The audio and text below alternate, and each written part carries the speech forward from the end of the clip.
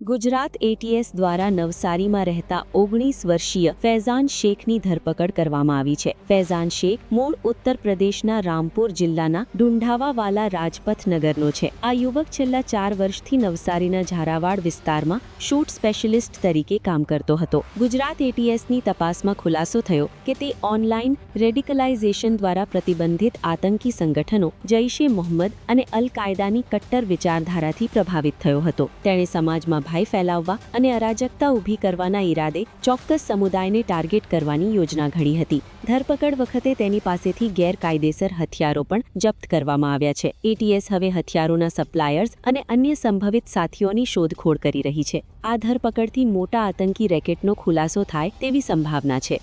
Sir Sunday की सुबह में एटीएस वाले कुछ लोग आए थे, उन्होंने आके पता करा बोले क्या है, तो मैं कि हम टेलर का काम करते हैं सर, और लोग भी मेरे साथ में जो काम करते हैं यहाँ पे कारीगर लोग, मजदूर लाइन के लोग हैं हम लोग, वो लेके गए. बोले वो फैज़ान नाम के लड़के को, हमें फिलहाल तो सबको लेके गए थे. तो उन्होंने पता करा, बोले क्या काम है, तो मैं कि मास्टर हैं हम, ऐसे से काम करते हैं.